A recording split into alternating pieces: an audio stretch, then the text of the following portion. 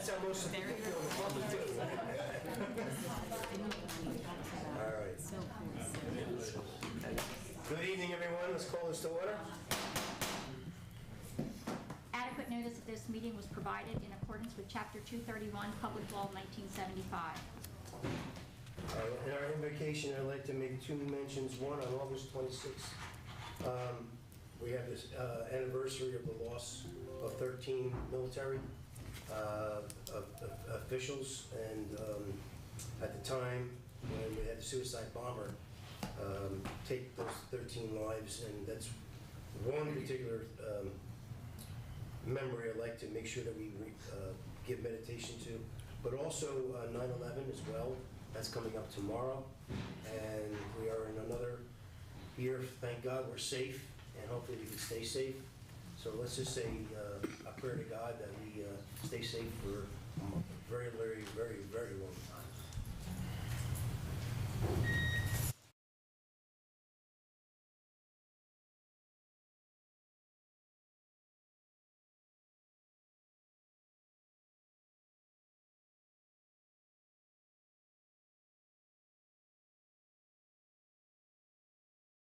Thank you.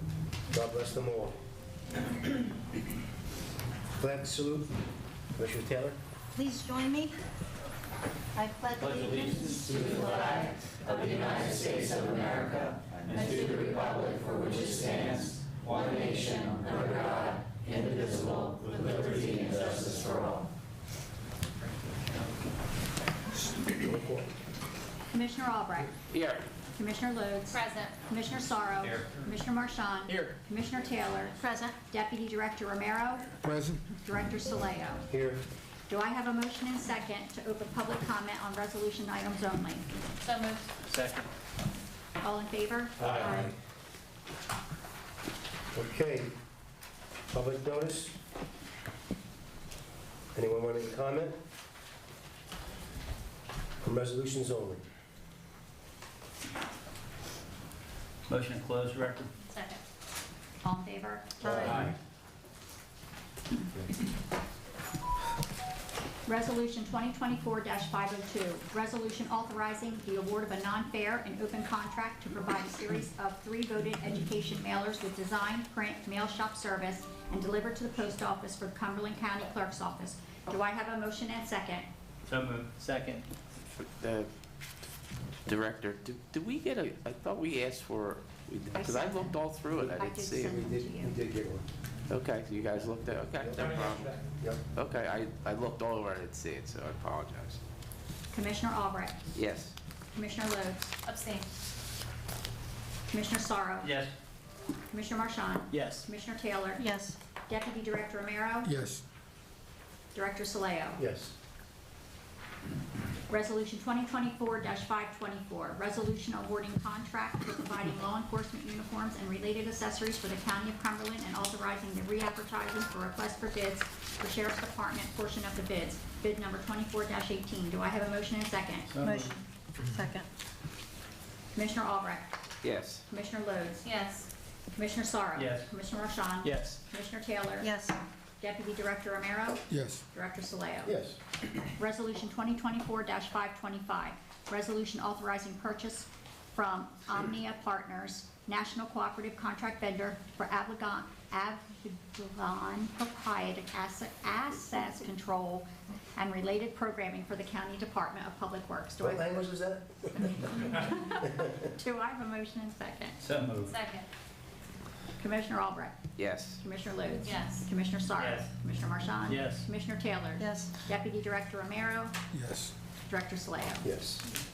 Resolution 2024-526, resolution authorizing purchase from the New Jersey State contract vendor for purchase of 3 2024 Ford F-450s XL with 3 to 4 cubic yard dump bodies and 9 Fort Meyer plows for the County Department of Public Works. Do I have a motion and second? So moved. Second. Commissioner Albrecht. Yeah, just the next 3, talking to the Public Works, is that we put the money aside, we're a little behind, they're trying to get up to date on, they've been putting off purchases for a while, so that's why we see 3 in a row of going out to get vehicles for them, so yes. Commissioner Lodes? Yes. Commissioner Sorrow? Yes. Commissioner Marchand? Yes. Commissioner Taylor? Yes. Deputy Director Romero? Yes. Director Soleo? Yes. Resolution 2024-527, resolution authorizing purchase from New Jersey State Contract Vendor for the purchase of four 2024 Ford F-250s XL four-wheel drive with 8-foot Meyer plows for the County Department of Public Works. Do I have a motion and second? So moved. Second. Commissioner Albrecht? Yes. Commissioner Lodes? Yes. Commissioner Sorrow? Yes. Commissioner Marchand? Yes. Commissioner Taylor? Yes. Deputy Director Romero? Yes. Director Soleo? Yes. Resolution 2024-528, resolution authorizing the award of a non-fair and open contract for purchase of non-state contract options for the Ford F-250 and Ford F-450 XL four-wheel drive trucks with Meyer plows for the County Department of Public Works. Do I have a motion and second? So moved. Second. Commissioner Albrecht? Yes. Commissioner Lodes? Yes. Commissioner Sorrow? Yes. Commissioner Marchand? Yes. Commissioner Taylor? Yes. Deputy Director Romero? Yes. Director Soleo? Yes. Resolution 2024-529, resolution appointing member to the Agriculture Development Board. Do I have a motion and second? So moved. Second. Commissioner Albrecht? Yes. Commissioner Lodes? Abstain. Commissioner Sorrow? Yes. Commissioner Marchand? Yes. Commissioner Taylor? Yes. Deputy Director Romero? Yes. Director Soleo? Yes. Resolution 2024-530, resolution appointing members of the Cumberland County Board of Health. Do I have a motion and second? So moved. Second. Commissioner Albrecht? Yes. Commissioner Lodes? Yes. Commissioner Sorrow? Yes. Commissioner Marchand? Yes. Commissioner Taylor? Yes. Deputy Director Romero? Yes. Director Soleo? Yes. Resolution 2024-531, resolution reappointing a member of the Youth Services Advisory Council. Do I have a motion and second? So moved. Second. Commissioner Albrecht? Yes. Commissioner Lodes? Yes. Commissioner Sorrow? Yes. Commissioner Marchand? Yes. Commissioner Taylor? Yes. Deputy Director Romero? Yes. Director Soleo? Yes. Resolution 2024-532, resolution appointing member of the Mental Health and Addictions Board. Do I have a motion and second? So moved. Second. Commissioner Albrecht? Yes. Commissioner Lodes? Yes. Commissioner Sorrow? Yes. Commissioner Marchand? Yes. Commissioner Taylor? Yes. Deputy Director Romero? Yes. Director Soleo? Yes. Resolution 2024-533, resolution declaring approximately 33% of datum high-density rolling file system as surplus and unneeded property and authorizing the County Department of Public Works to sell it as scrap metal to a dealer within Cumberland County. Do I have a motion and second? So moved. Second. Commissioner Albrecht? Yes.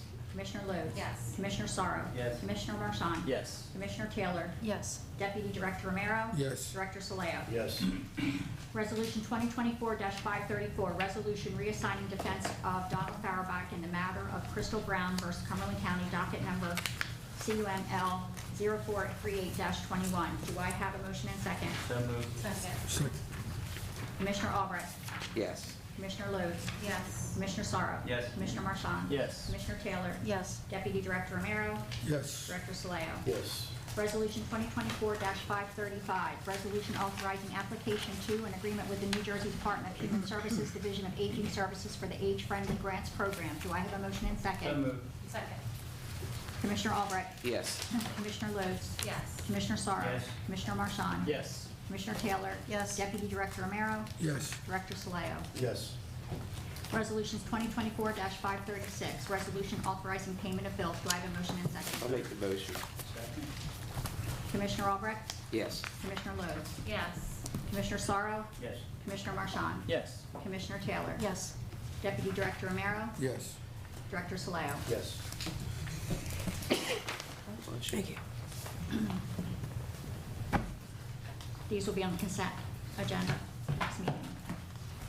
ID 15209, resolution correcting resolution 2024-196, resolution authorizing grant application to the New Jersey Office of the Attorney General for a sub-grant under the FFY 23 Stop Violence Against Women Act. ID 15210, resolution approving budget amendment FFY 2023 Stop Violence Against Women Grant Program, $52,746. ID 15211, resolution correcting resolution 2024-221 and 2024-265, resolution authorizing grant application to the New Jersey Office of the Attorney General for the sub-grant under the FFY 23 Victims of Crime Act grant program. ID 15212, resolution approving budget amendment and change in title and text FFY 23 Victims of Crime Act Grant Program, $479,983. 15291, resolution rejecting all proposals to provide concession of vending machine services for the County of Cumberland and authorizing re-advertising for requests for proposals, RFP 24-19 resubmission. 15295, resolution awarding fair and open contract for providing interment services at the Cumberland County Veterans Cemetery, RFP number 24-29. 15324, resolution authorizing re-advertising for and acceptance of competitive contract proposals for providing various youth services for the Cumberland County Youth Services Advisory Board, RFP number 24-31. 15332, resolution awarding fair and open professional service contract to conduct a preliminary assessment for a completely inclusive playground for the county library lawn, our Fairfield Township, Block 20, Lot 14.01, and City of Bridgeton, Block 186, Lot 17.02. 15349, resolution authorizing the award of a non-fair and open contract for grave marker excavation and reinstallation for 315 grave markers at the County Veteran Cemetery. 15351, resolution amending Resolution 2021-442 in order to accept a grant extension of 1 additional year for the BJA FY21 Connect and Protect Law Enforcement Behavioral Health Response Program. 15355, resolution authorizing application to the New Jersey Department of Human Services Division of Mental Health and Addiction Services for a renewal of the Cumberland County Comprehensive Alcoholism and Drug Abuse Grant for calendar year 2025. 15371, resolution approving budget amendment, Small City CDBG 2021 Housing Rehabilitation Grant, $82,765.82 local match. 15373, resolution authorizing purchase from New Jersey State contract vendor for 20 Dell 22 monitors and 50 Optiplex small factor 7020 for the county IT department. 15375, resolution authorizing the award of a non-fair and open contract for annual maintenance with depot service in support of the software for Genesis SQL40 time clock terminals. 15377, resolution approving budget amendment SFY 2025 New Jersey Jobs Access and Reverse Commute, $440,000 grant funds from New Jersey Transit to operate workforce transportation program. 15387, resolution authorizing an extension of the sub-grant agreement with the Inspira Health Network for the fiscal year 21 Connect and Protect Law Enforcement Behavioral Health Response Program. 15390, resolution authorizing a sub-award agreement with Inspira Medical Centers Incorporated, Cumberland County, New Jersey Youth Violence Cessation Initiative Program. 15388, resolution authorizing application and grant agreement with New Jersey Transit and the U.S. Department of Transportation for grant funding under the Federal Transit Act Section 55311 from January 1st, 2025 to December 31st, 2025. 15391, resolution approving budget amendment, Cumberland County, New Jersey Youth Violence Cessation Initiative Program, $35,000. Resolution declaring 15392, resolution declaring October 2024 as National Cybersecurity Awareness Month. 15395, resolution approving change order number 1 to contract for supplying and delivering office furniture and electronics equipment for the County of Cumberland and the Cumberland County Cooperative Contract Purchasing System, identifier number 181 CCCCPS, bid number 21-55.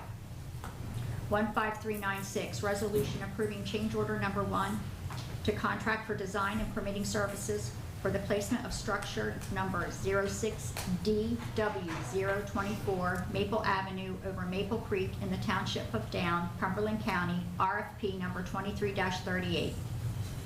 15397, resolution approving change order number 1 to contract for providing expert medical consultant services for the Cumberland County Department of Corrections. 15398, resolution approving change order number 1 to contract for providing expert medical consult for the Cumberland County Department of Corrections. 15402, resolution amending resolution 2020-279 and 2023-637 in order to accept a grant extension of one additional year for the FY 2020 Comprehensive Anti-Gang Programs for Youth. 15404, resolution amending resolution 2021-401 in order to accept a grant extension of one additional year for the BJA FY21 Comprehensive Opioid Stimulant and Substance Abuse Site-Based Program. 15403, resolution urging the state of New Jersey to take an incremental and targeted approach to adopting the proposed Protecting Against Climate Threat, Resilient Environment and Landscaping Rules. 15406, resolution authorizing increase of monetary ceiling for legal expenses in the litigation matter of CCJ Energy. Director, on this one, the 15403, are we going to take, we're taking a position, which is great, but are we going to send a letter to the rest of any of the other counties that are actually doing the similar stuff that It hasn't recognize? been discussed yet. Okay. Can I throw that out, that we take a look, that we're supportive of the other counties also jumping into this Okay. a broad approach that Sure. the DEP's taken at more than usual? No. Okay. Director, if we're going to, can we speak about this later? Yeah, I would rather do it just at the Okay, end. all right. We do it at the end. It's good. Yeah, that's what I'm asking. Yeah, yeah, Because yeah, we're almost there. There's a couple things. It just came to mind to the No, Commissioner that's fine. Albrecht, so I entertain. 15406, resolution authorizing increase of monetary ceiling for legal expenses in the litigation matter of CCJ Energy Partners, LLC versus Cumberland County, docket number CUML 713-20, in accordance with NJAC 5:30-5.3 through NJAC 5:3-5.5. 15408, resolution authorizing a shared service agreement with Morris County for the provision of male juvenile housing. 15411, resolution certifying compliance with regulations of the local finance board of the state of New Jersey. 15412, resolution authorizing award of non-fair and open contract for providing professional services of independent monitoring of CFG in accordance with requirements of the Department of Justice at the Cumberland County Department of Corrections. 15415, resolution rescinding resolution 2024-458, authorizing a shared service agreement with Cumberland County Board of Vocational Education for video recording services. Do you want me to go through the placeholders? Do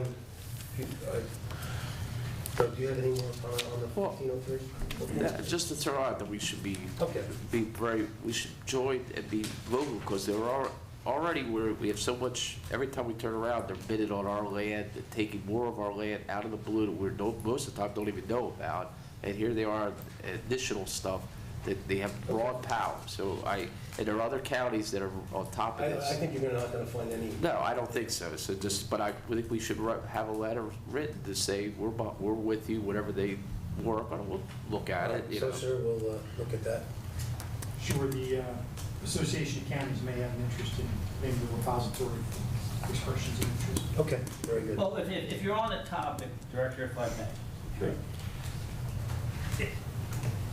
You got to read this resolution because he's nuts.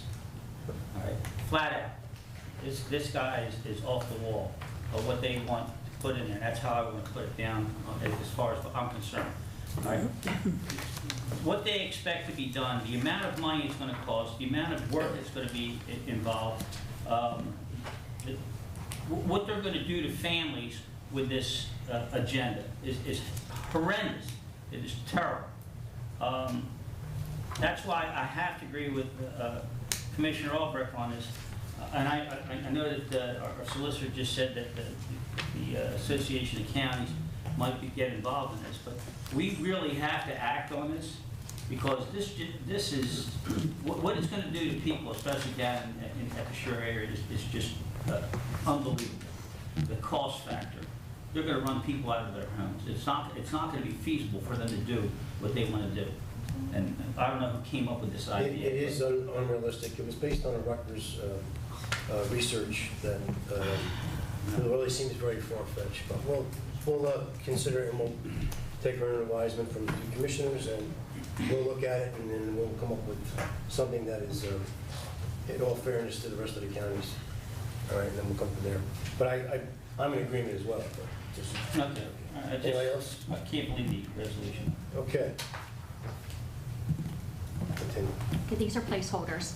15334, resolution awarding contract for providing language interpreter and translation transcription services for the County of Cumberland.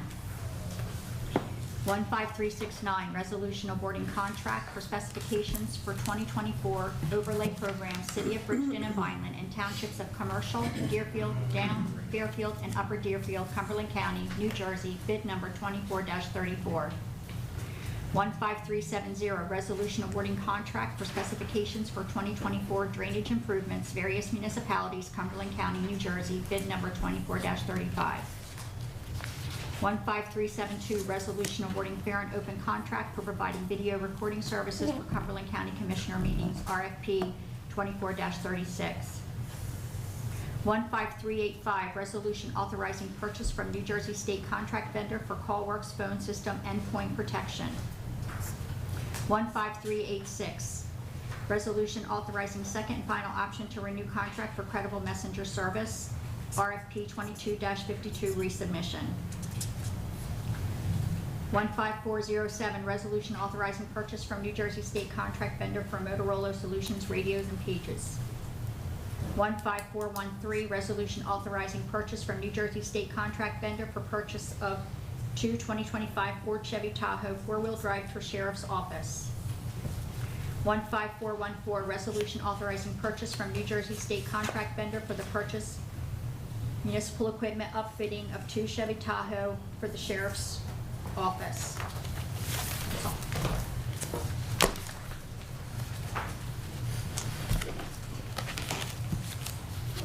Any discussion? Anybody want to bring up discussion on any of the other resolutions that we just read? Well, number 21, it's 15395. My understanding is this is replacing some old antiquated filing cabinetry system, and I think it's being funded primarily with grant funding. I just wanted to verify that. Yeah, so this is for the Division of Social Services. So actually, it replaces what was on the board's agenda tonight. So 33% of the data filing system, that's being removed, being replaced, and there were some issues with its use. I'm not going to get into specifics, but ultimately, Division of Social Services. Didn't work, just. Yeah, it didn't work. It's primarily grant funded, so the county makes a contribution towards DOS, towards its grants, so it is grant funded. We were able to source a bunch of cabinets within the county as well, to help bring that number. This is the rotating file, okay. Well, I want to comment, if the Public Works, I appreciate their effort. I'm assuming they took it out. We're waiting for them to empty them, then we'll take them out. Empty it. We just Well, removed the cabinets. It's well overdue, it's a They're waste of space, dangerous. and, no, I just want to compliment them for jumping in and taking care of a problem within a short period of time, which I think that they have been asking for a while, and Mr. Siviano, I want to thank you for tackling that project, and now we're on to get stuff that they can use, so. And we actually gained some working space. Gave them plenty of working space, they were very happy. Yeah, so. the BA and I was also there to inspect what was going on, so I know the deputy commissioner was there as well, and they were just too dangerous, people were actually hurt with it, so I'm glad we're doing what we're doing. Okay. And the other two I had was 15397 and 15398. My understanding is with these items that we essentially don't have a choice with them, that they're court mandated, fair to say. That's accurate. That's the Department of Justice monitoring, follow up the suicides. Understood. That's all I have. Thank you. Any other commissioners?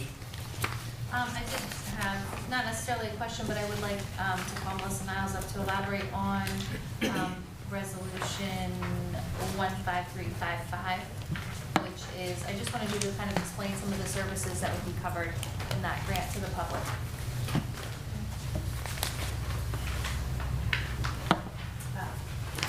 Alcoholism and drug abuse grant. And then there's been a lot of questions and concerns with the public about services that are available, and so I just, given the Okay. opportunity, would like you to elaborate. Sure. I'm Melissa Niles. I'm the department head for Cumberland County Department of Human Services. I'm a Vineland, New Jersey resident. So this funding has been around since 1998. It's part of the AEREF funds, which is the Alcohol Education Reduction Enforcement Fund. This funding it's also known as Chapter 51 county funding, and it's a safety net to fill in the gaps for people who otherwise won't have the ability to pay for services. So, and it's funded through booze tax. So in New Jersey, every time somebody purchases an alcoholic beverage, a certain percentage of that tax goes up to Trenton by formula and comes back down to the counties by formula, and that's how we get this funding to pay for 4 areas: early intervention, prevention, treatment, and recovery support services. So the majority of this grant goes towards operating our First Step Clinic, which has been operating since 1975. When Seabrook House opened its doors for the insured and people with money, the County of Cumberland opened its doors for the indigent. So we continue that mission through this funding. Early intervention is considered, we don't put any money towards early intervention because in New Jersey considers a DUI an early intervention. So that gets handled through the Intoxicated Driver Resource Center, which the offender gets sentenced to that, and they have to pay to either go to 12 hours or 48 hours. We have contracts with Maryville and New Hope Behavioral Health for withdrawal management, formerly known as detox, and short-term residential programs. Also with them, the Hendricks House has opted not to contract with us for halfway house services because they have other funding sources. So they still accept our county residents. They just pay for it with other funding. And recovery support services, some of that funding goes towards the Recovery Center for our community activities. Okay, thank you, Melissa. I know, Yeah. you know, we go around the community and we hear all the time how addiction is touching a lot of people's lives, and I just don't want people to feel as though services aren't available, and I don't want funding to be an issue, so I just wanted to give you an opportunity to explain what the county has to offer. Thank you. Thank you. And there's more than that, but I'll just limit it to what Here all night.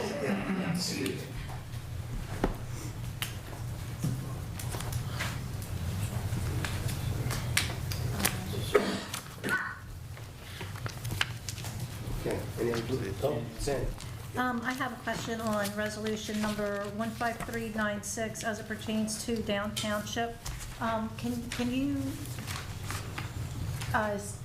elaborate on what's going to be done there? Do you know what the expectation Well, is? that was Maple Avenue, right? Yes. Yeah, it just says structure. I had that question as Kevin well. Swaniato would probably better. What exactly Director that is. of Public Works. I Yes, guess. yeah, better off.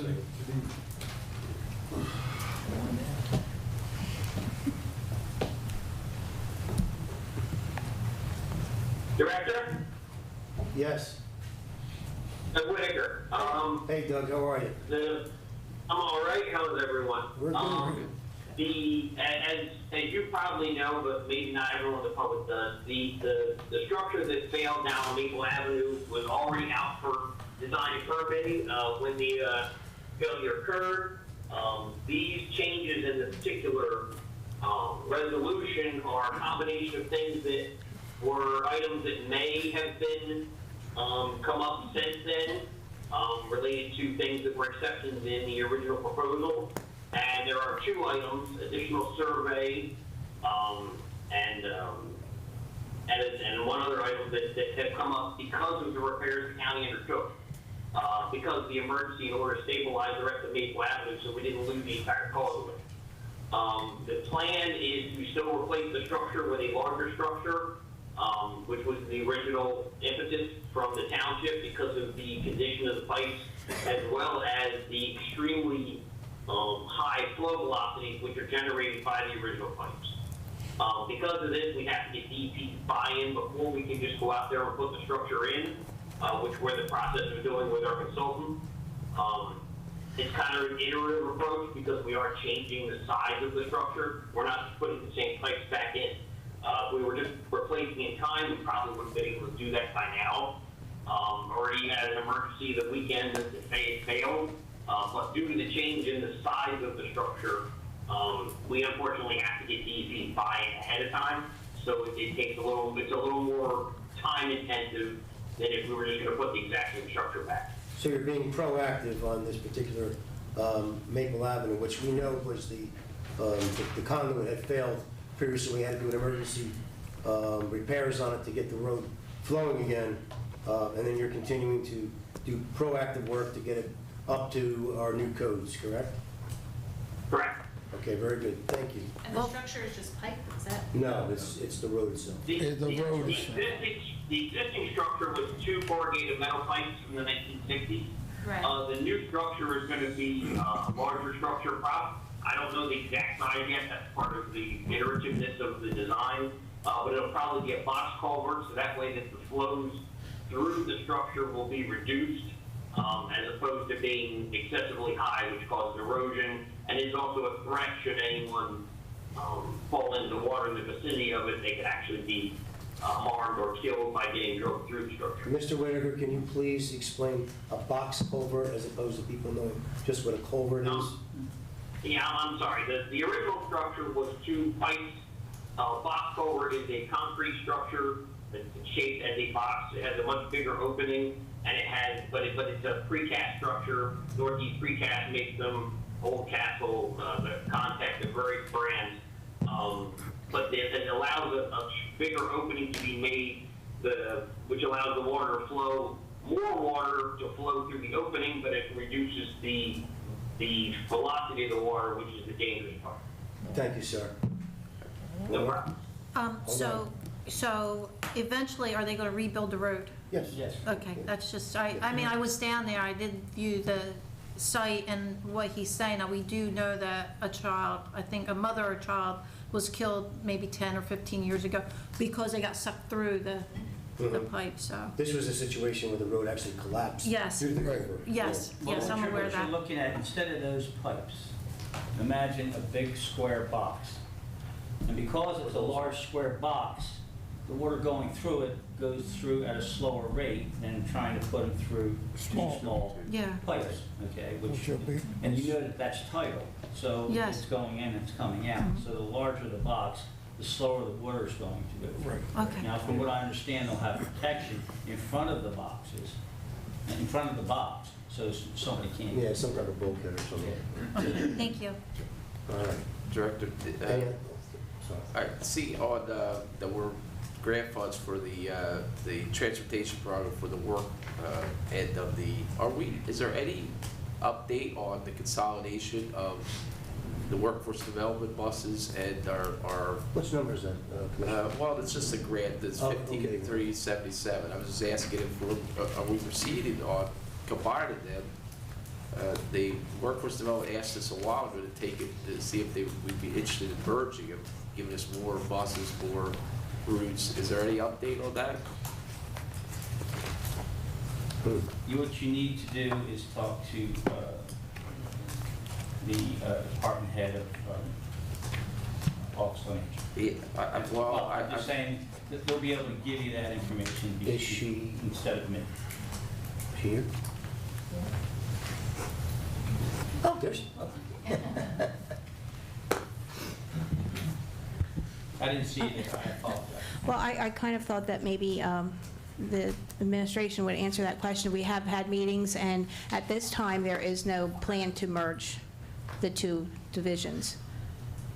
is there? It generally comes down to, both grants require matching funds, and if you don't have enough, what Office of Employment Training has in matching funds is in their department, and to try to bring it into our department, we would lose money as well as the additional cost to bring it over to the CATS program because there are different salaries. And it was just the funding, we would have actually had to cut transportation in order to bring them over. Well, I was told that there's, you can always transfer money from them because they're more than willing to fund it. They just want to be out of it because exactly what you just said, that they're competing against us, so they're drivers. They get paid less than our people do. So why would they work there if they could move over to the counties? All right, okay, thank you. thank you. Any other commissioners have any comments? Yes, please. Did everybody else? Yes, everybody else will. Okay. I got to piggyback off of what Commissioner Marchand talked about with 396 and 397. I just want to make sure everybody realizes this was due to lawsuits from the previous administration, and that we have to pick up the tab. The other is 398. What did I say? 97, 98, 98. The other one is Resolution 406, all right, which is CCJ. Again, this is something that was done with the previous administrations, and the suit that entails because of it. And what's happening is the county's paying dearly because of mistakes in the past. I just want to make sure everybody realizes that when you start seeing these numbers. I just want to clarify that, and let's see. And of course, the shared service with Morris County, is it, for juvenile detention? The amount of money we're spending there because of the lack of foresight and closing the juvenile detention center that we had here in Cumberland County. Again, all of this is because of bad decisions in previous administrations that we're stuck with at this point in time. The last one is, did we read 15411? We did? Okay. I have to acknowledge the administration and definitely Mr. Ridgway. I've been on a board a number of years before I came back on the board this year. And I never was on a board that didn't have notes after an audit.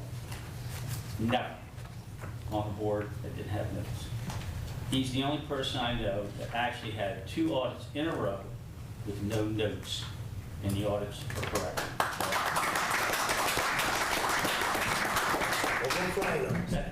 That's no, seriously, that is amazing. That is amazing. So I wanted to just give that to you. I appreciate that. And I just want to point out, this is the second time we've done one of these this year. So one was the financial statement, this one's the single audit, which is all of our grants. So in case anyone in the public sees the resolution, has no idea, like, hey, you did this already, it's something different. So this is the 3rd time. I'll just put these. And later on after the meeting, all the drinks are on Jeff. But no, I just wanted to make sure we give you the recognition you deserve. You deserve. That was phenomenal. Thank you. Appreciate it. All right. All good? Yes. All right. Commissioner comments are done? Okay, public comment. I need a motion and second to open public comment on I'll new make the business motion. only. So moved. Second. All in favor? Aye. Okay, public comment on new business.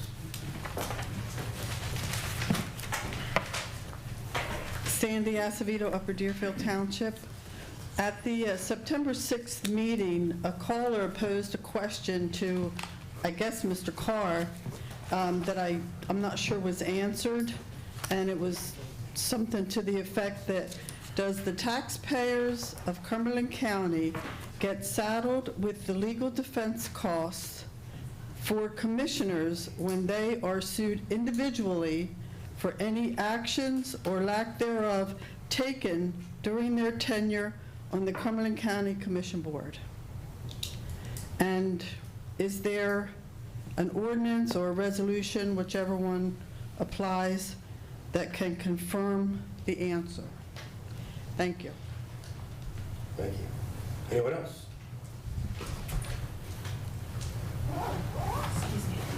Good afternoon, good evening, Jennifer Webb McCrae, Cumberland County Prosecutor.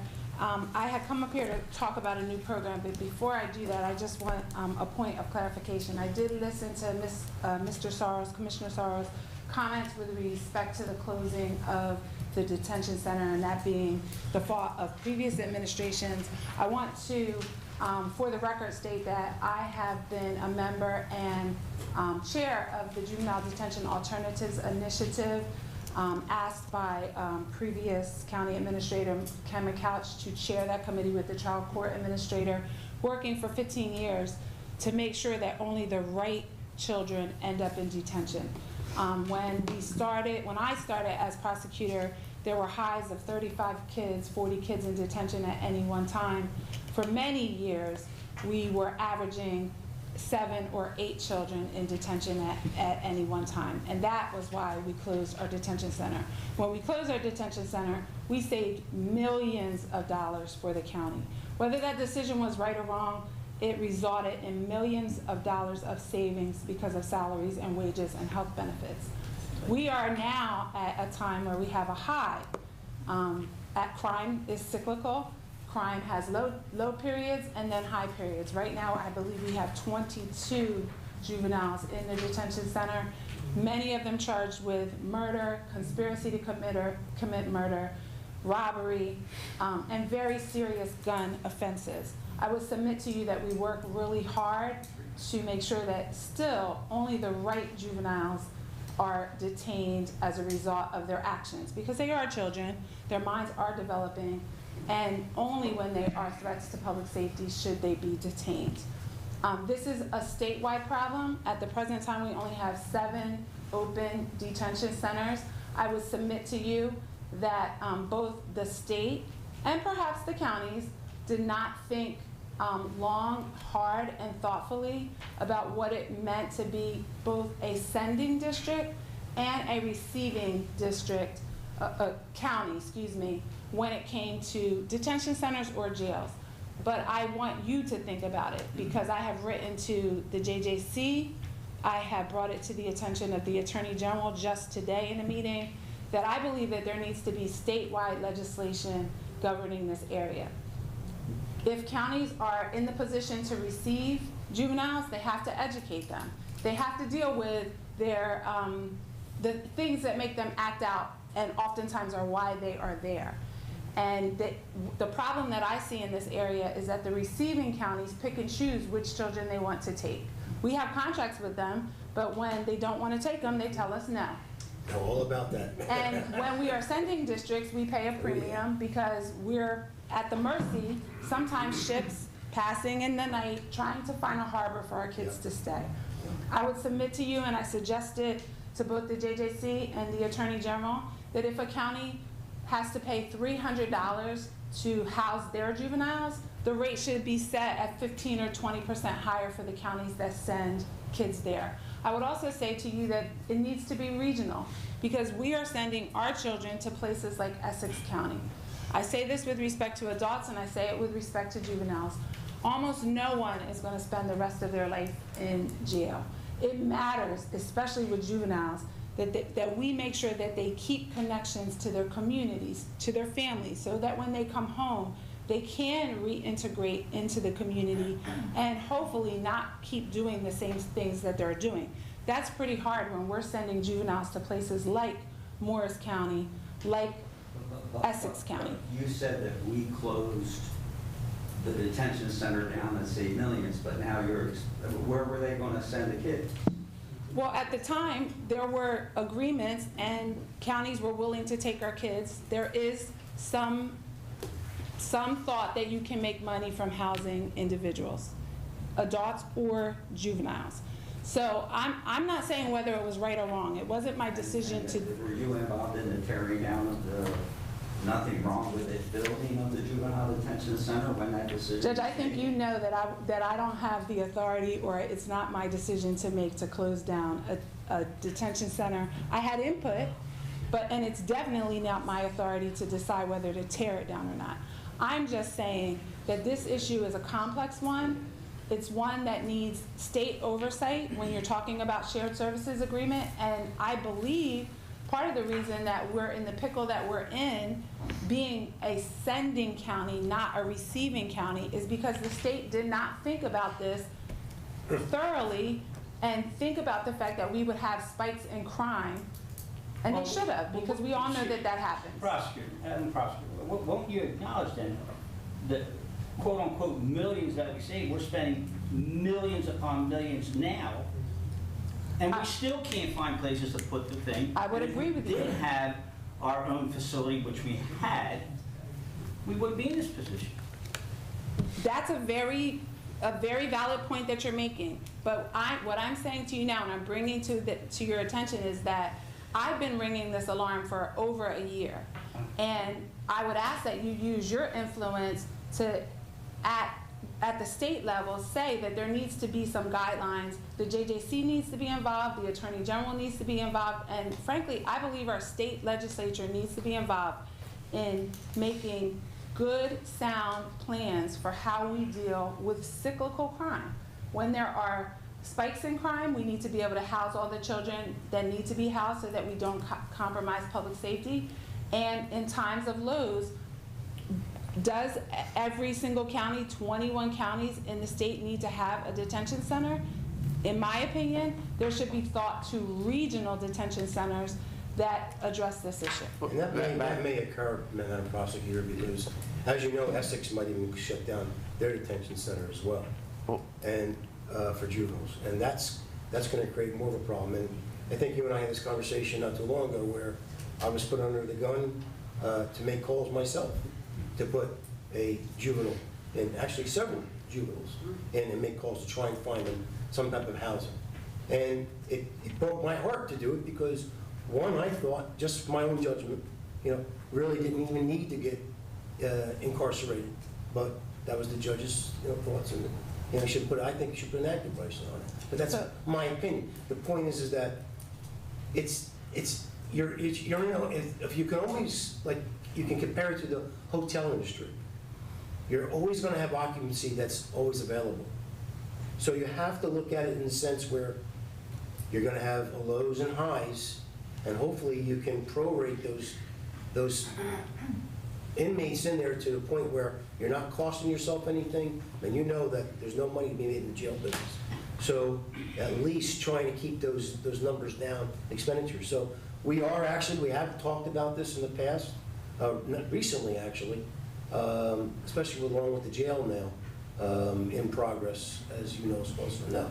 So with that said, I take your advice, the county administration takes your advice, and we will weigh it, through and through. Thank you, I appreciate that. One thing that another thing that I think should be on the table is right now at present, there's a prohibition of attaching detention centers to the jail, the adult facility. To me, you can put the proper, walls, locked doors in place where you could have them housed by each other, but not commingling with each other. Doesn't sound like a proper idea. Administrative rules have to be reviewed as well, but I would submit to you, at a crisis state in terms of the counties, the 14 counties that are continuously looking for places to house our individuals. But it's a balance. Sometimes we save and sometimes we spend. I would just say that there needs to be special attention paid to what the state is doing about it and what counties are doing about it. And maybe somebody has to sue somebody. If they say they're going to take our kids and they refuse to take them, maybe we need to file an action so that somebody can just, decide this issue, because it's an important issue. Judge Grant and the courts go around the country saying that we are a complete JDAI state. They take pride in the fact that we've reduced the number of children that are detained at any given time. And we're really pushing them to also take some of the responsibility as shared collaborators in this process to help us fix this process. It takes everyone in this area. So, Madam Prosecutor, you be related to what you're saying. We will be supportive, because we are doing this regional jail, which the director's alluded to, that a juvenile part would fit what you're kind of talking about, and your addition, which I do like, the idea of breaking down that walls and actually using. We are going to upgrade our mental health capacity in that jail, that if we had ability to put the juveniles somewhere around there, it could be used also to help them deal with it. That's what you're kind of saying to us? I'm saying we should use common sense. And the fact that they're separate, you could keep them separate in the same facility with walls and locks and things of that nature. It doesn't have to be at a different location. And we could then share a lot of the costs and stuff that are associated with it could be there. Okay, thank you. Correct. Thank you. Thank you, Madam Prosecutor. Thank you. Okay, anybody else? State your name, sir, and where you're from. Chuck Albino, Director of the Department of Corrections. I couldn't sit idly while we had this discussion about juveniles, since I'm the one that usually is manage them all weekend trying to find a bed for them. I agree with most of what the prosecutor said. I think we need to, my recommendation would be to think long and hard before we try to consider incorporating a juvenile facility on the same footprint as an adult facility. Wouldn't be something that I recommend. Not necessarily, I think not a good formula, not really done in most jurisdictions, and probably for very good reason. And one other consideration, because I have had contact with the Juvenile Justice Commission over this issue, and we have to understand that we even if we wanted to just build our own detention center now, it's not something that occurs in a vacuum. JJC, the way it's structured legally, you need their consent to do it. An interesting conversation I had with them, and it was in a kind of a different context. It was in the context of once we build and inhabit the regional jail, there's a section of the existing jail that we have now in Cumberland that will no longer be in use. Was there any possibility of that perhaps being converted to juvenile bed space, maybe even a regional, as would also preserve some jobs and function of that building in Cumberland County? And one of the things that the representatives from JJC who toured with me said was, you have to understand, JJC's position is there's enough detention beds that already exist in New Jersey. The problem, like our jail, a lot of these centers are understaffed. So you have a reluctance on the centers to house juveniles to their full capacity because they get cited for not providing adequate educational opportunity, counselors. A lot of the ratios that you need to properly detain juveniles are pretty expensive.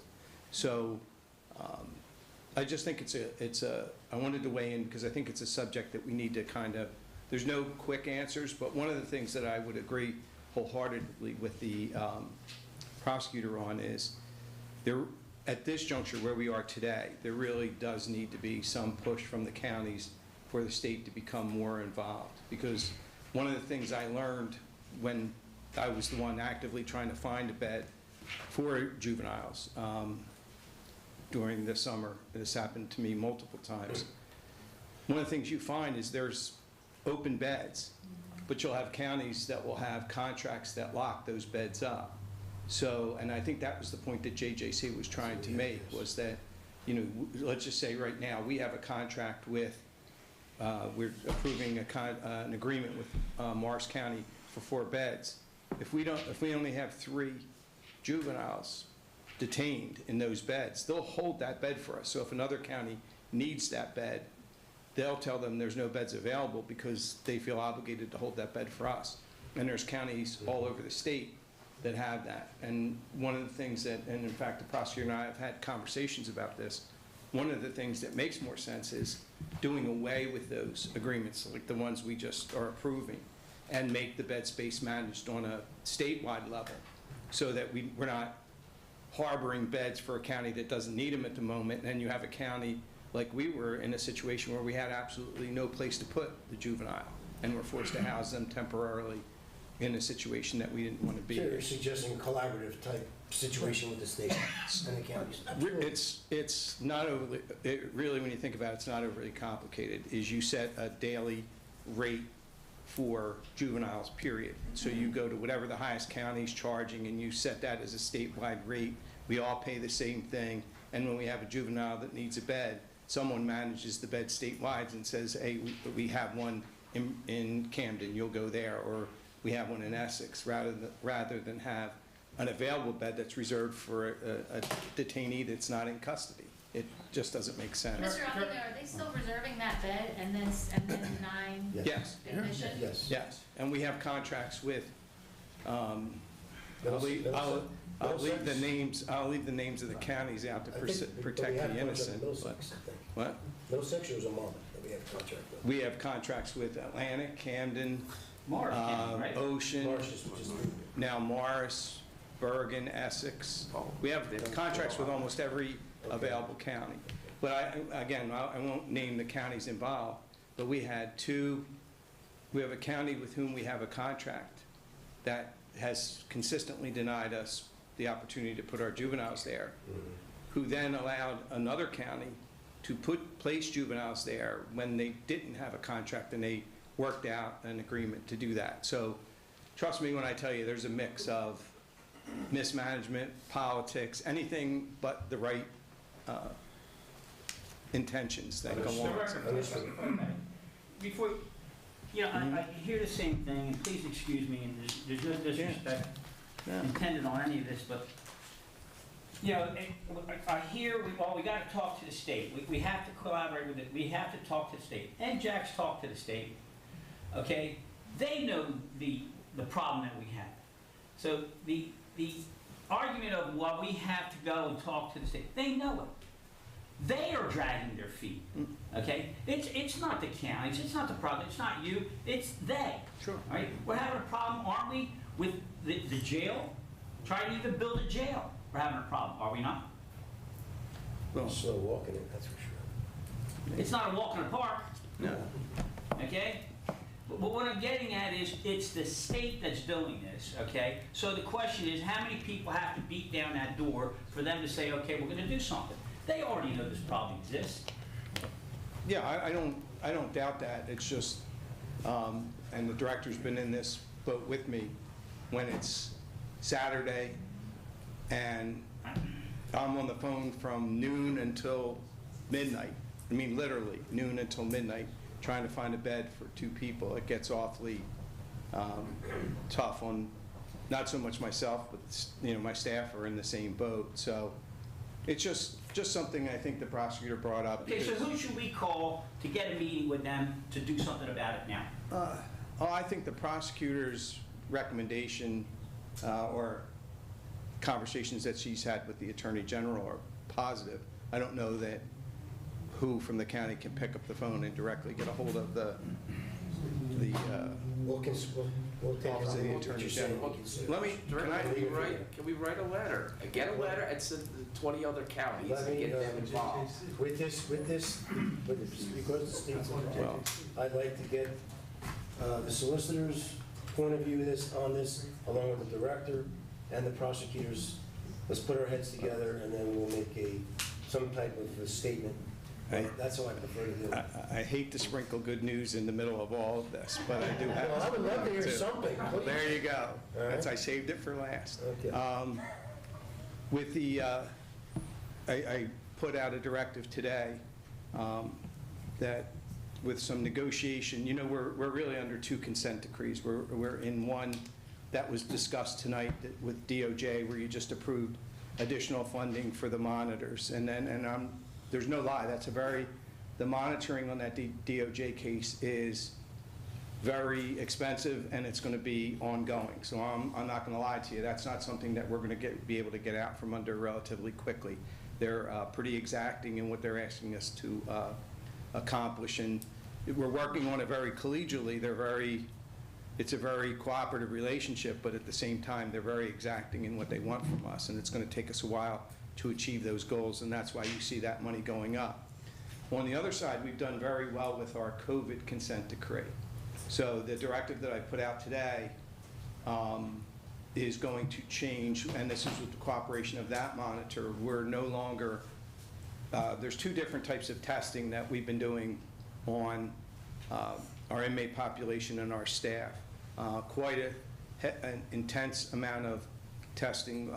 The 2 types are rapid and PCR testing. And the difference is rapid test is probably under $10, and the PCR test is probably minimally $100. So put out with the consent of the monitor and the Department of Health. Can you mute your speaker, please? Don't step on good news. With the approval not only of the monitor on that case, but the Department of Health, we've now eliminated PCR testing. So over the course of a year, I did a quick calculation, we would spend probably about $900,000 in PCR testing alone. And with this conversion to rapid testing for all of it, it'll knock it down to about 90,000. So the county should see some substantial savings in that regard. So I know you were concerned, and rightfully so, with the amount you see in this monitoring. I just wanted you to know that we're working really hard. First of all, not to put you in these legal circumstances that are costing the county this much money, but even within the context of what we're dealing with now, doing our very best to try to, mitigate and create a better environment there.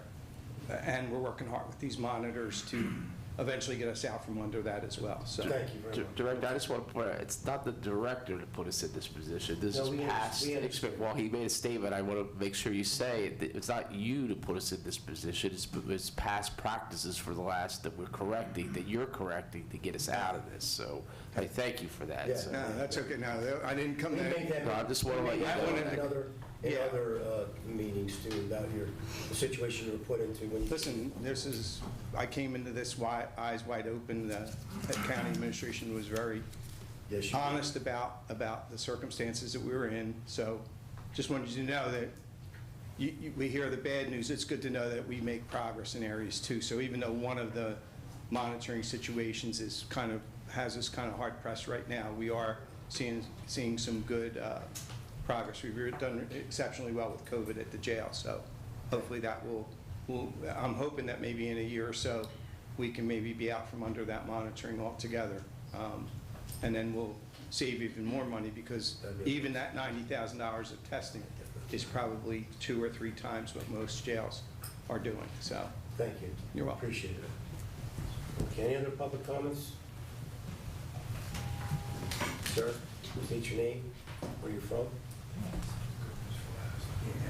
Victor Bermudez, PBA Local 231 President. I'll be real quick because I got to get the shop right to watch the debate, get some food. I'd just like to start off by applauding everybody because for the first time, this is the most communication I've ever seen with the jail in regards, just for one topic, this juvenile situation. Madam Prosecutor, our director doing a great job, the commissioners. This is the first time that we all been on the same page and actually communicated with each other with the ongoing situation and problems. We've been made aware of it for once instead of it just being thrown in our lap. What isn't being said is the liability issues that lie with these for officers like us taking on such an unknown variable with dealing with juveniles. That's a whole different type of training. And like you said, this was handed down to your lap from past administrations that got rid of the manor, got rid of the detention center, tried to get rid of us, tried to get rid of the CCUA, was trying to just demolish the working class in Cumberland County. You guys are helping preserve that. And now we're hit with bail reform that's failing. We're getting, every jail has 100 to 150 more inmates than we've had in the past 5 years, I would say.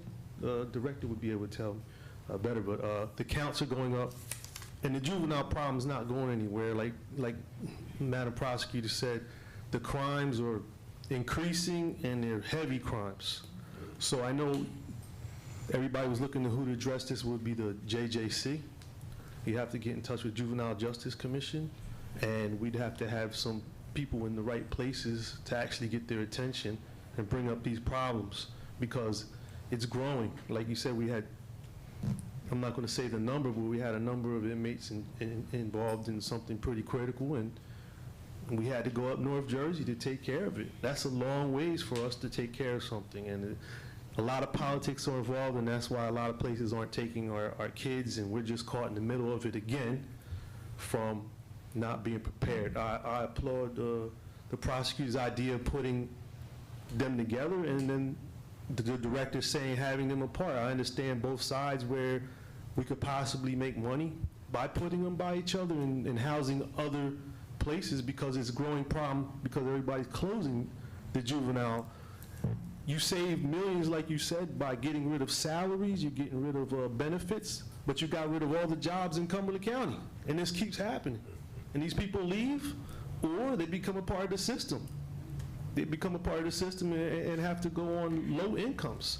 And this is a growing problem. So we're employing other people. We're sending inmates and we're sending juveniles to other places instead of employing our own.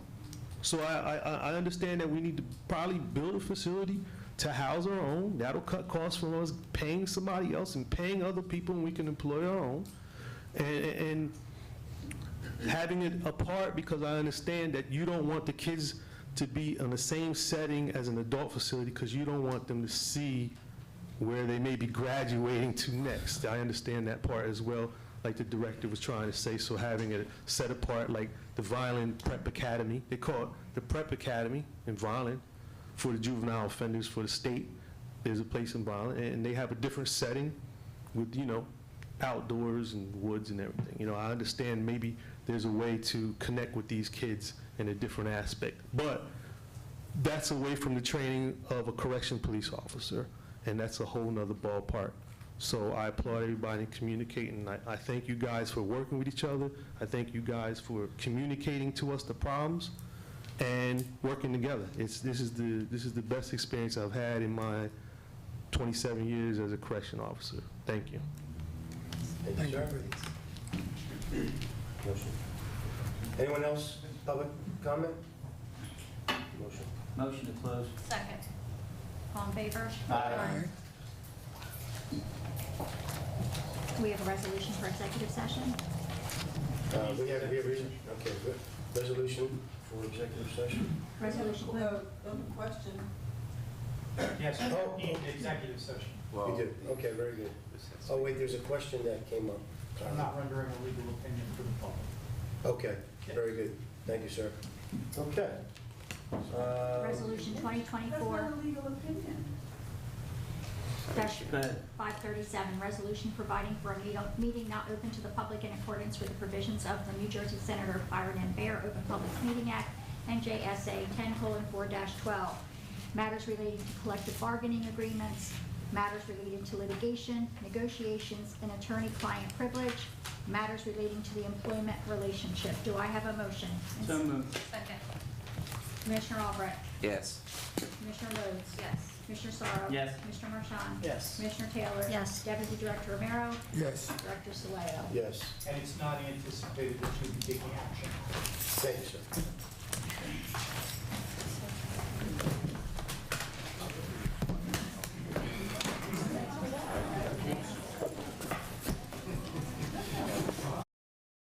This has been a QBC television production, in association with our partners and sponsors. QBC broadcasts on Comcast Cable Channel 22, and live streams its programming on Facebook and YouTube. All rights reserved by Quinn Media and QBC, programming that serves the South Jersey market.